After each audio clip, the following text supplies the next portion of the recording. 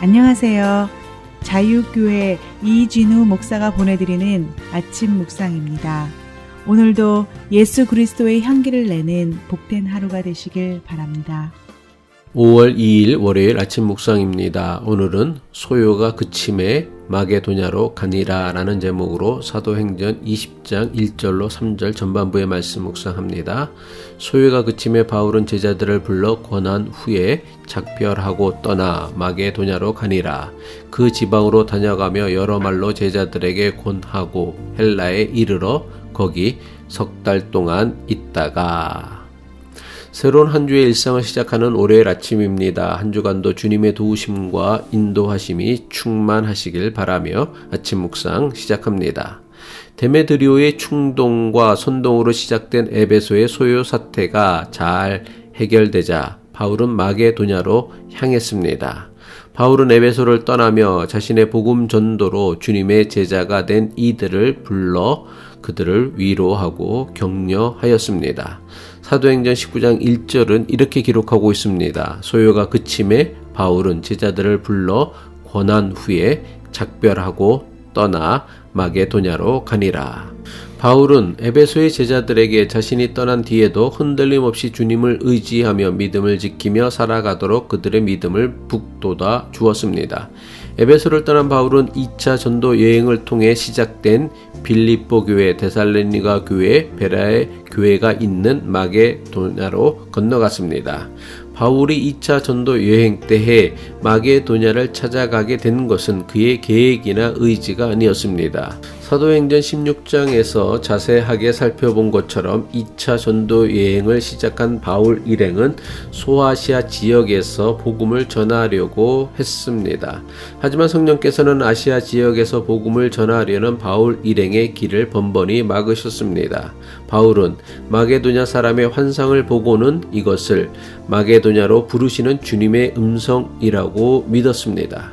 주님의 부르심을 확신한 바울은 실라와 디모데 그리고 누가와 함께 유럽 대륙 마게도냐로 향하는 배를 탔습니다.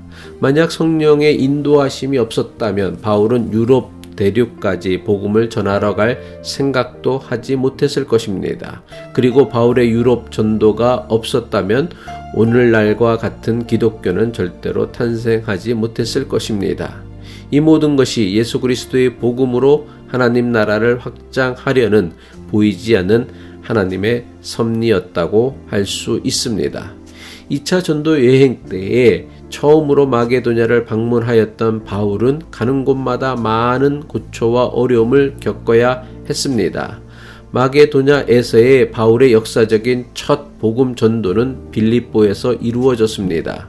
바울은 귀신 들린 불쌍한 여인에게서 귀신을 쫓아냈다는 이유로 심한 매질을 당하고 지하 감옥에 갇히는 고초를 겪어야 했습니다.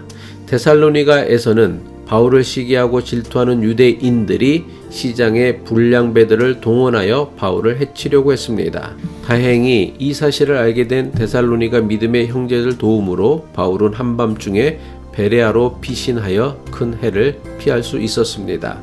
하지만 바울이 베레아로 피신했다는 사실을 알게 된 데살로니가 유대인들이 베레아까지 바울을 붙잡으러 왔습니다. 바울은 베레아 믿음의 형제들과 함께 배를 타고 마게도냐 지역을 떠나 아가야 지역 아테네로 피신해야 했습니다. 이처럼 생전 처음 찾아간 마게도냐는 바울에게 갖은 시련과 고초를 안겨다 준 위험한 땅이었습니다. 하지만 바울은 갖은 고초와 위협을 겪었던 마게도냐를 다시 찾아가는 것을 주저하지 않았습니다. 마게도냐에는 자신의 복음 전도로 시작된 여러 교회가 있었기 때문입니다. 마게도냐에 도착한 바울은 2차 전도 여행 때처럼 빌립보, 데살로니가, 베레아를 차례로 방문하여 그곳에 있는 믿음의 형제들을 만나 그들을 격려해 주었습니다. 사도행전 19장 2절입니다. 그 지방으로 다녀가며 여러 말로 제자들에게 권하고 헬라에 이르러. 사도행전은 아주 간략하게 바울의 마게도냐 방문에 대해 기록하고 있지만 바울의 마게도냐 방문은 결코 순조롭고 평탄한 여정은 아니었습니다. 바울은 2차 전도 여행 때처럼 가는 곳마다 많은 환난과 어려움을 견뎌내야 했습니다. 바울은 고린도 교회에 보내는 편지에서 그의 마게도냐 방문이 결코 쉽지 않았음을 아주 자세하게 밝히고 있습니다. 고린도후서 7장 5절이죠. 우리가 마게도냐에 이르렀을 때에도 우리 육체가 편하지 못하였고 사방으로 환난을 당하여 밖으로는 다툼이요 안으로는 두려움이었노라. 바울이 6년 만에 마게도냐를 다시 찾았을 때도 그곳은 여전히 환난과 두려움의 땅이었습니다. 하지만 그 어떤 시련과 환난도 예수 그리스도의 복음으로 마게도냐 사람을 살리려는 바울의 사랑을 꺾지는 못했습니다. 바울은 마게도냐 지역에서의 환난과 역경 중에도 믿음의 형제들을 찾아다니며 그들의 믿음을 굳세게 북돋아 주었던 것입니다. 바울은 마게도냐 방문을 마치고는 헬라를 찾아갔습니다. 여기서 헬라는 아가야 지역의 고린도를 의미합니다. 바울이 마게도냐 방문을 마치고 찾아간 고린도에는 그를 시기하고 배척하는 유대인들이 많이 있었습니다. 바울이 찾아간 고린도에는 마게도냐 지역보다 오히려 더 큰 환난과 어려움이 기다리고 있었습니다.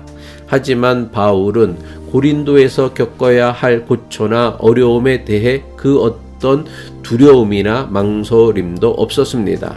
게다가 고린도는 로마 제국 내에서 성적으로 가장 타락하고 문란한 도시였습니다.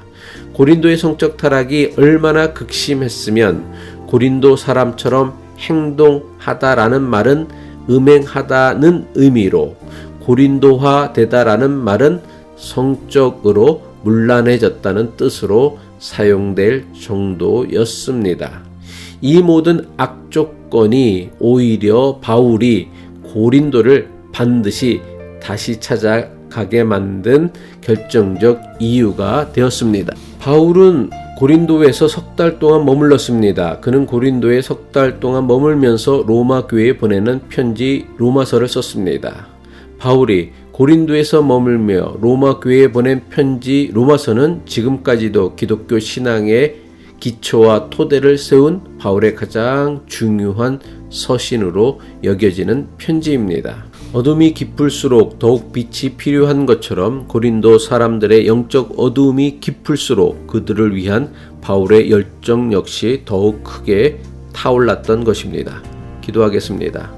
제가 더한 곳에 은혜가 더욱 넘쳤다는 바울의 고백처럼 환난과 반대 그리고 어려움이 클수록 복음이 주는 더 큰 은혜와 기쁨이 있음을 체험하게 하시고 예수 그리스도의 복음은 스스로 의롭다 자부하는 이들이 아니라 죄인들에게 가장 필요한 것임을 깨닫게 하옵소서. 예수 그리스도의 이름으로 기도합니다.